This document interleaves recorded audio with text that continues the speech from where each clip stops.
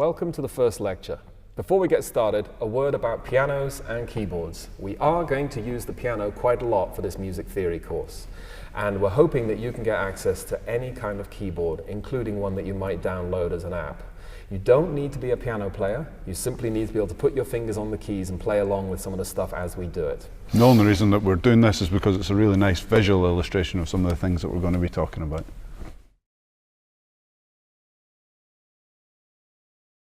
So let's get started. Here's a sound. And here is another sound. You'd probably say that this one is high, Whereas this one is low. and that is the case in nearly every language in the planet. The thing is with this sound, while I can say it's high, I can't seem to sing it. La, la, la. I can't find a note. That's just exactly the same with this one. We know it's low, but again, bum, bum, bum, there's no note to latch onto and recognize there. But compare with this, which is high, but is a note. La.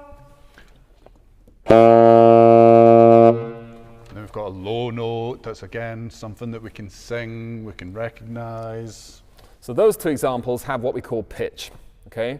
A singable, musical quality to the sound, all right? Now, we're going to be looking at how to represent this stuff graphically. This is the written part of music. So I can say, obviously, my note was high, so I'll stick it up here. Zach's note came afterwards, was low down here, so shall we say. That would imply that this axis is giving us time, my note first, Zach second, and this axis is giving us pitch, high and low, okay? That's fine, but actually, it's really quite difficult to know just how high that note is or how low this note is. It's not very good for us to be able to give this to someone else, to be able to replicate what we did. You know, it's purely a kind of graph of where our notes. So I could try and make a tune like la, la, la, la, but we don't really know. Yeah, this is just a scatter graph. It's just plotting where things happened and roughly how high or low they were. In the 7th century, Archbishop Isidore of Seville said that unless sounds can be held in the memory of man, they are lost because they cannot be written down. You've got to imagine you're a 9th century monk and you've come up with a really great piece of music for the church liturgy, okay?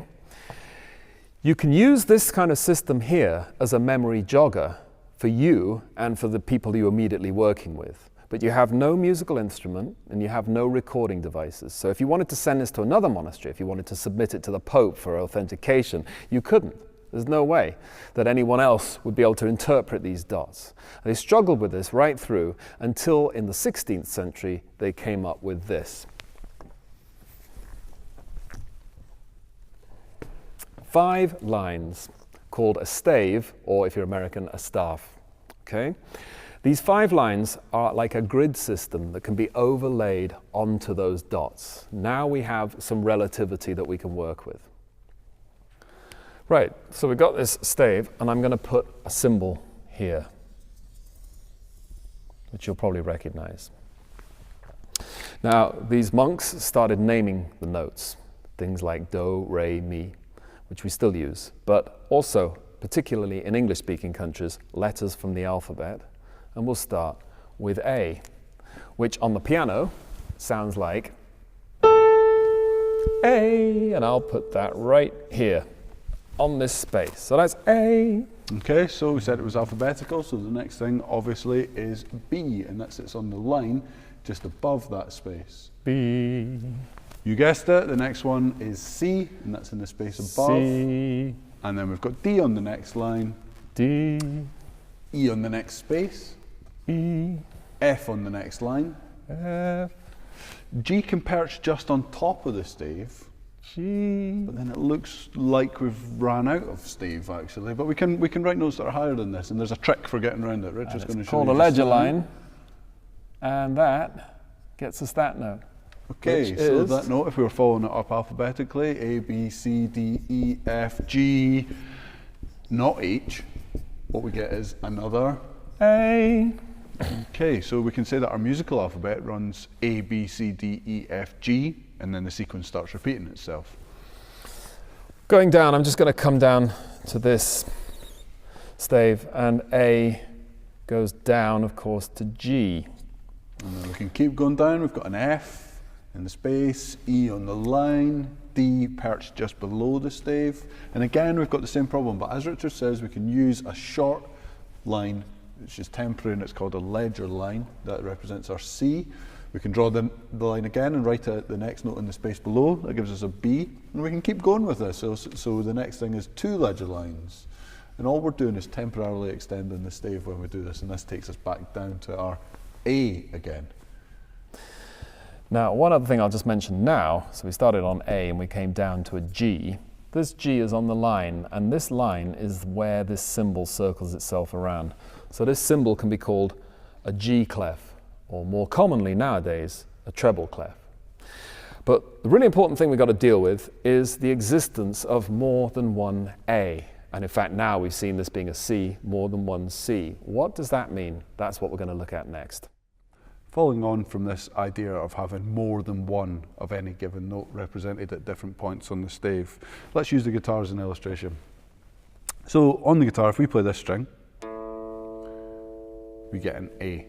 Now this instrument makes sound by having a string that vibrates. If I was to put my finger halfway along the length of that string, it now vibrates at double the frequency. This is what we call an octave. This A is an octave higher than this A. But we can hear, although they are different notes and they're at different points on the instrument, they do sound equivalent in some way. And this is something that we'll recognise intuitively, and we'll be able to illustrate that with our voices. Okay, so imagine you're at a party. Happy birthday to you. Happy birthday to you. That's quite enough of that. But I sang high, the part that often children or some women would sing, and Zach sang low. We were singing the same melody. You always do this in your everyday life. We were singing in octaves. Okay. It sounded equivalent. It didn't sound weird. It didn't clash. This is what we mean by the octave. So again, looking at our stave, let's see what these octaves mean. Right, here's A. And if we count these notes, A being 1, B 2, C 3, D 4, E 5, F 6, G 7, number 8 is when we come back to A. And that's not going to be much of a surprise to us given that we've called it an octave, the 8. So we've looked at these notes on the stave, but let's just go back to the keyboard so we can look at where they are on an instrument. So the A that we started with was here. Now we've got the A an octave above, up here. So we had A, B, C, D, E, F, G, and A. And you'll notice that that's us used every line in space on the stave, but we've only used the white notes on a piano, and that's going to become important. We'll talk about that more in a minute. We can go down the way. A, G, F, E, D, C, B, and back down to A. So again, just to highlight this idea of the octaves, we've got an A here, we've got an A here, we've got an A here, we've even got an A up here, and this carries on both ways, up and down the piano. Great, so we've seen the notes on the keyboard, we've been writing them down. You need a way to remember where they are on the stave if you don't already read music. So as Richard said, this is called the G clef, the treble clef. And if we wanted, we could always go back to first principles and count everything from this G on the second line. G, A, B, C, D, E. That's going to take a long time though, so we've got some nice ways to remember it. So if I start on the bottom line, it's an E. Then the next line is a G. The next line is a B. The next one a D. And then the line at the top is an F. E, G, B, D, F could spell every good boy deserves fruit. Football. Fun. Food. And if we go to the spaces, the bottom space is F, the next space is an A, C, then an E, face. So that's a way to remember the lines and the spaces separately.